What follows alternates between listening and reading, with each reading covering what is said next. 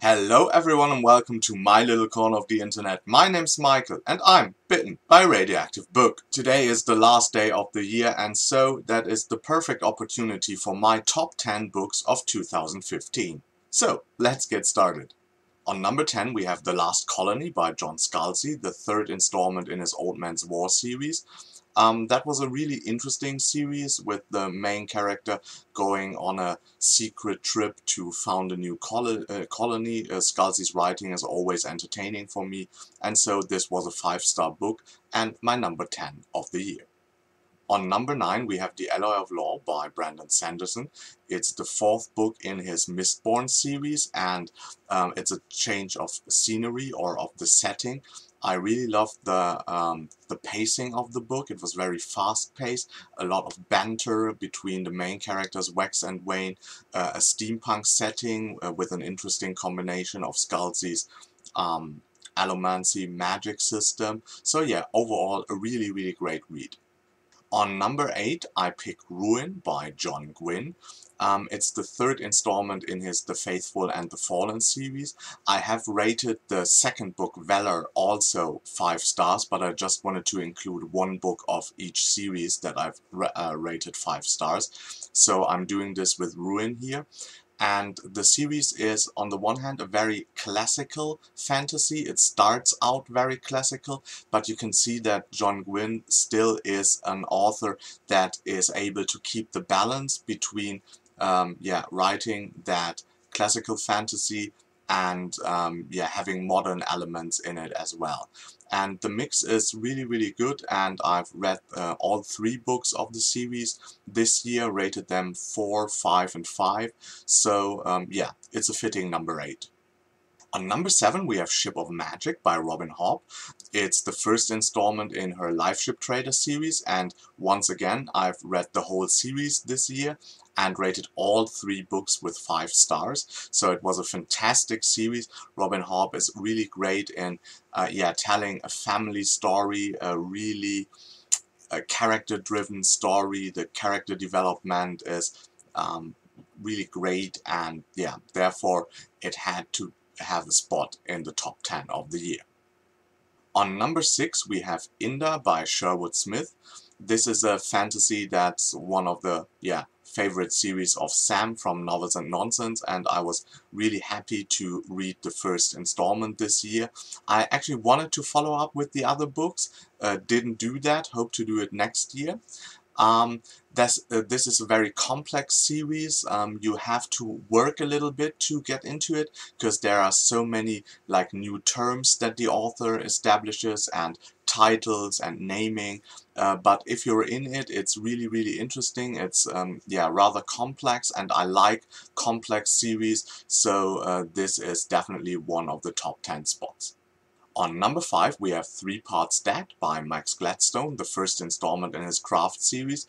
I think if you watch my channel for a while that world building is maybe my favorite element, the sense of wonder to discover new things in books, imaginative things, and Max Gladstone makes a really great blend. He adds some elements that we know from fantasy like magic and mythical creatures, but on the other hand the surrounding city where all this plays, all column, is more of a turn of the century kind of setting. I think there's cars already, so you get that vibe of maybe early 20th century as well. So yeah, really great world building, very intriguing plot, and I'm really looking forward to read the rest of the series next year. On number 4 we have The Shotgun Econo by R.S. Belcher. It's the second installment in his Golgotha series.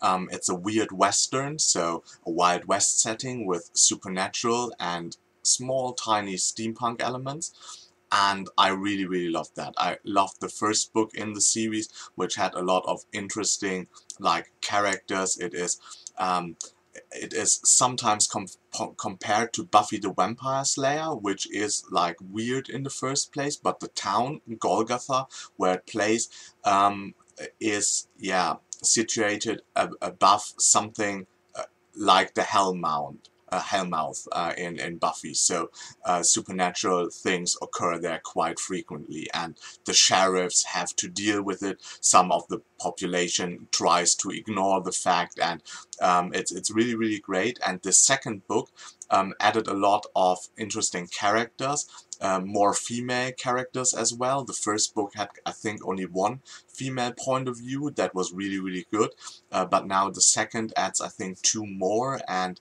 so gets even more diversity between genders as the first one already had. And yeah, the series is just a lot of fun. Ars Belcher is writing urban fantasy at the moment.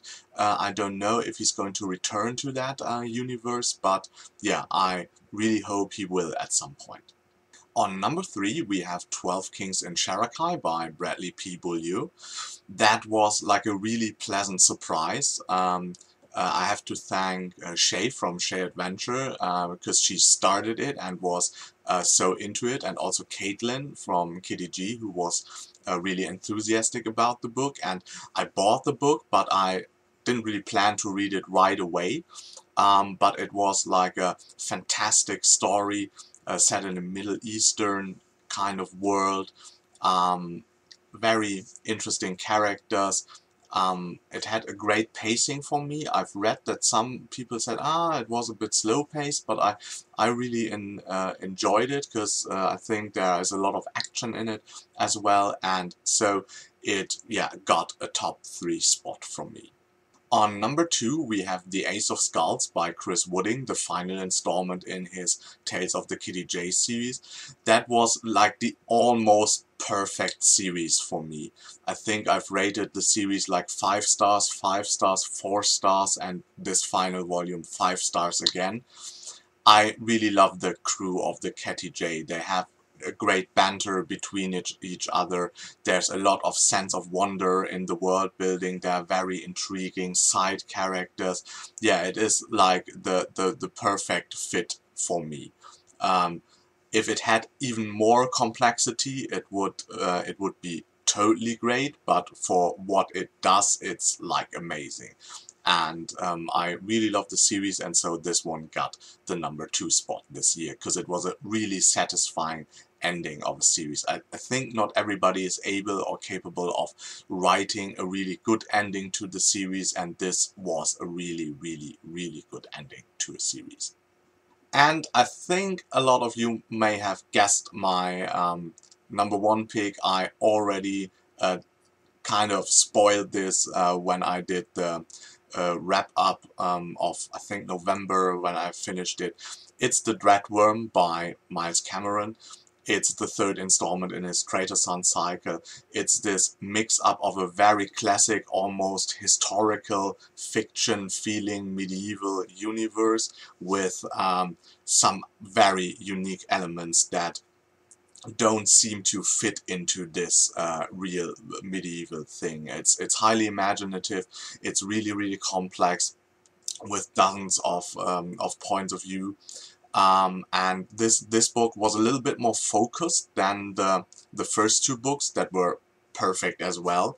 But this one, yeah, really added a little bit more focus on the Red Knight and his company, and that was really, really refreshing. And yeah, the whole series is so exciting, and I can't wait to get the next book. I hope he will be able to deliver it next year. I don't know, I haven't heard anything about when the next book comes out, but yeah, this is has become like my 2nd favorite series next to the Malazan Book of the Fallen. So, these were my top 10 picks of 2015. What were yours? Please tell me in the comments. And if you liked this video, please hit the like button. If you want to see more of me, subscribe to my channel. And until next year, I hope you get bitten by a really good book too. Bye.